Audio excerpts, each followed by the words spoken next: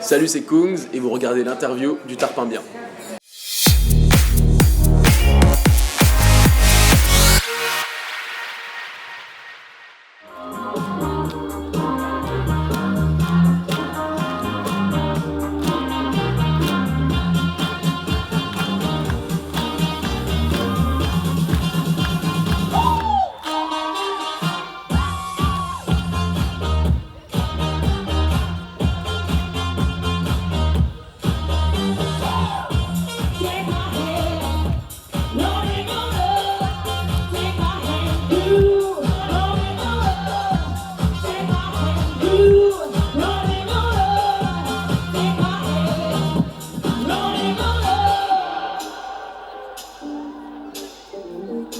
Kungs, bonjour.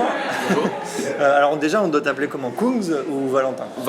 Valentin, C'est bien. Ouais. Alors du coup, est-ce que tu peux nous expliquer quand même l'origine du nom Kungs? Moi j'ai commencé la musique il y a 2 ans et demi après. Et au début c'était vraiment juste pour rigoler, je rentrais du lycée et je faisais du son à l'arrache comme ça sur mon ordi. Et du coup je marquais Valentin Brunel remix, donc c'était pas très stylé. Et un soir je suis rentré de cours et avec mon frère on est allé sur Google Traduction et on a tapé Gentleman en toutes les langues. Et en laiton, ça donne Kungs. Voilà. Ok. Et t'as une affinité particulière avec le laiton? Pas du tout, je suis pas non plus un gentleman ou quoi que ce soit, c'est juste un délire et puis le nom est resté et je pensais pas qu'il allait arriver à ce niveau-là. Quoi. Ouais. Comment t'as commencé? Parce que t'es quand même assez jeune, et du coup, comment tu t'es fait connaître? Alors j'ai commencé par hasard en fait, vraiment, moi j'ai beaucoup toujours écouté de la musique, j'ai toujours fait un peu des instruments, j'ai touché un peu à tout. J'ai fait un peu de guitare, pas mal de percussions et des trucs comme ça. Et puis un jour j'ai passé énormément de temps sur des pages YouTube comme The Sound You Need, des pages des chaînes YouTube avec plein de sons un peu mélodiques, deep house comme ça. Et puis un jour je me suis dit vas-y, je vais télécharger un logiciel de musique, donc Ableton, et je vais essayer moi-même de faire ma propre musique. Bon, au début c'était un peu chaotique, hein. C'était pas génial, mais bon, je me suis entraîné, je sortais un morceau, un remix. Au début je faisais vraiment que des remixes. Donc je prenais des vidéos sur YouTube, guitare-voix, un truc comme ça, et puis j'ai rajouté ma petite patte. Et donc après je me suis un peu perfectionné, j'ai mis mes remixes sur SoundCloud, des blogs ont commencé à me reposter, des maisons de disques à venir vers moi, des managers aussi du coup, qui m'encadrent maintenant.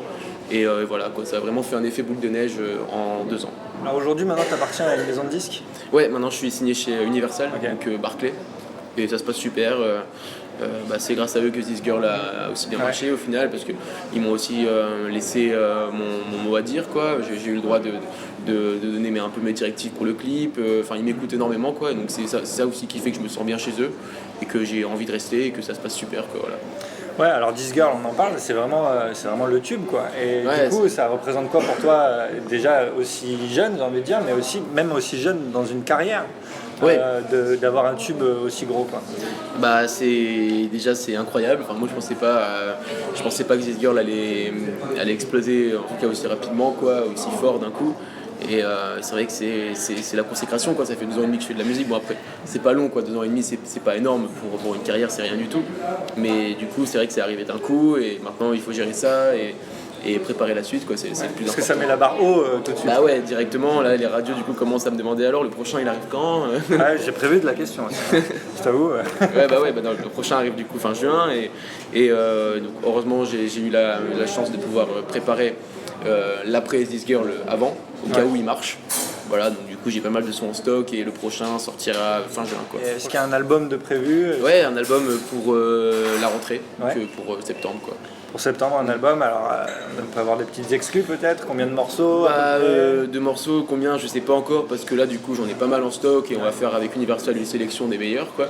Et il y aura des instrumentales, des morceaux instrumentaux, il y aura des morceaux un peu plus club. Des collaborations peut-être? Des collaborations, oui, bon je peux pas te dire avec qui. Désolé, mais c'est confidentiel. Pour l'instant, je préfère garder ça pour moi, au cas où, parce que j'ai pas trop envie de donner de nom. Finalement, imaginons qu'il n'aille pas sur l'album ou quoi, je préfère rien dire, tout va bien. Bon. Et des collaborations avec plus avec des chanteurs et des guitaristes qu'avec des DJ. Pour le coup, dans mon album, il y aura, je pense, pas de collaboration avec un DJ. Ok. Voilà.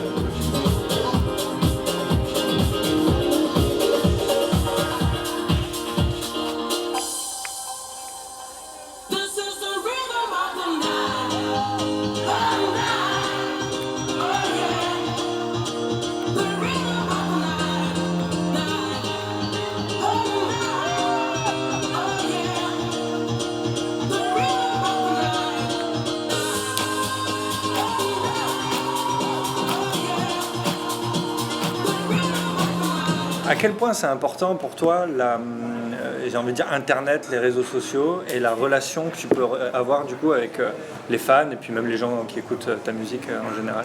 Bah, pour moi, les réseaux sociaux, c'est super important, quoi. Ça représente pour moi, je sais pas, 60% du taf, je pense, parce que c'est là que les gens peuvent te suivre, ils peuvent voir ce que tu fais, même que ce soit sur Snapchat, Instagram, Twitter, Facebook, tout, ils veulent vraiment tout savoir, les gens. Et moi, j'essaie d'avoir vraiment une relation vraiment proche avec mais les gens qui écoutent ma musique, qui aiment ma musique. Moi, j'aime pas trop dire le mot fan parce que je trouve ça un peu abusé, mais les gens qui aiment ma musique. Et je pense que c'est important, les gens ont besoin de ressentir que voilà, je m'occupe d'eux, quoi. Ils aiment ma musique, donc sans eux, je serais pas là. Donc c'est important d'avoir une bonne relation avec les gens qui écoutent mes morceaux, quoi. C'est presque un nouveau métier. Ouais, carrément. Musicien, artiste, aujourd'hui, c'est pas du tout le même métier qu'il y a. Bah ouais, là, aujourd'hui, c'est vraiment un mélange de tout, quoi. Il y a de la communication, il y a de la musique, il y a vraiment tout, quoi. Il y a tout qui est rassemblé en un seul métier. Bon, après, je suis pas tout seul à gérer ça. J'ai des managers qui gèrent ça avec moi, qui gèrent mes réseaux sociaux avec moi, mais j'essaye de prendre le plus de temps possible pour répondre à tous les messages sur Facebook, sur Snapchat, sur Instagram, de partout, quoi. Bon, après, je peux pas répondre à tout le monde, parce que là, on commence à avoir pas mal, mais j'essaye au maximum, quoi. Comment tu crées des sons? Est-ce que tu es tout seul dans ta chambre avec tes machines, tes trucs, ton ordi et ça part de là? Bah, ça dépend.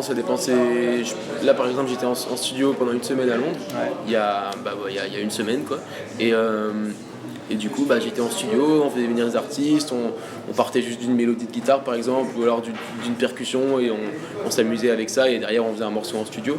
Mais sinon, je peux très bien partir juste d'une voix ou d'une guitare chez moi et faire un morceau dans ma chambre avec mes petites enceintes et mon ordi, quoi. Ouais, ça dépend, il y a vraiment plusieurs processus différents.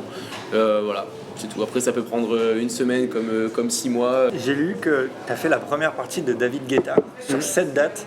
Ouais. Bon, c'est quand même énorme. 8 avec hier soir. Hier soir, avant-hier soir, j'étais en Macédoine avec lui, ouais. Ok. C'était incroyable. C'est que des dates extraordinaires à chaque fois, donc c'est génial, quoi. Et tu peux nous raconter du coup la rencontre, comment ça s'est fait? Alors en fait, moi je suis dans une agence de booking qui s'appelle CA, donc une agence mondiale qui a vraiment de gros artistes, dont David Guetta. Et il y a en décembre, ils m'ont dit voilà, est-ce que tu voudrais faire la première partie de David Guetta à Bercy. Donc bon, j'imagine que David Guetta a dû valider, c'est parce qu'il ne laisse pas n'importe qui faire sa première partie, je pense. Donc voilà, ça s'est fait comme ça, le 17 décembre, le jour de mon anniversaire. J'ai signé chez Universal et le soir j'allais à Bercy faire la première partie de David Guetta. Ah, c'est fou, quoi. C'était incroyable, beaucoup de pression, je pense que je faisais pas du tout le fier à ce moment-là et c'est le moment de ma vie où j'ai dû avoir le plus peur, je pense, parce que bon, c'était 10 000 personnes pour moi, première fois que je faisais une grosse scène comme ça. Et ça m'a apporté finalement énormément d'expérience parce que maintenant que je mixe devant des foules qui avant m'auraient fait peur, maintenant j'ai beaucoup moins d'appréhension, quoi. Ah, c'est formateur. C'est très formateur, exactement. Et David Guetta est quelqu'un de super humble, super sympa. J'ai eu la chance de pouvoir parler avec lui et c'est quelqu'un de génial, quoi. Et puis en vrai, on peut le dire, il connaît plus d'une note. Ouais. Ah bien sûr, ça c'est la fameuse légende, blague, voilà, c'est la fameuse blague. Non, après c'est facile de dire ça, je pense, quand on regarde la carrière qu'il a eue et ce qu'il a fait pour la musique, on peut pas cracher sur David Guetta, quoi. Évidemment. C'est impossible. Mais bon, en France, on est comme ça. On aime bien charrier un peu. Exactement, c'est ça. Et en même temps, tout le monde aime bien David Guetta aussi. Oui. Du coup, depuis que tu as explosé avec This Girl, allez, est-ce que ça marche mieux avec les meufs? Disons que ça aide, quoi. Ça aide, effectivement. Oui. Ça aide. Même si au final, je dis ça et en même temps, je me dis, est-ce que tu dois moins avoir le temps pour les copains, les sorties, les amis et tout ça? J'ai beaucoup moins le temps maintenant. Là, en ce moment, je focalise que sur la musique. Et j'ai pas vraiment le... Puis tu voyages, t'es en studio, Ouais, c'est ça, je voyage énormément. Généralement, quand je mixe, je dois partir directement après. Donc pas trop le temps pour ça en ce moment. Marseille, ça te fait penser à quoi? Je me suis dit, à Marseille. Au soleil, à la belle vie, quoi, tranquille. Okay. Là, j'ai beaucoup été en tournée récemment, dans des endroits où il fait pas beau, à Paris, dans le nord de la France. Et c'est vrai que de revenir ici, ça fait énormément de bien parce qu'il fait super bon. Il fait chaud, il fait beau, ça fait plaisir, quoi. Ouais, c'est un peu la belle vie. Ouais, exactement, c'est la belle vie, franchement. On s'en rend pas compte totalement avant d'aller ailleurs, en fait. Et dès qu'on est dans le froid et sous les nuages, on se dit putain, en fait, on est bien à Marseille, quoi. Voilà. C'est pas faux. Valentin, merci beaucoup. Merci à toi.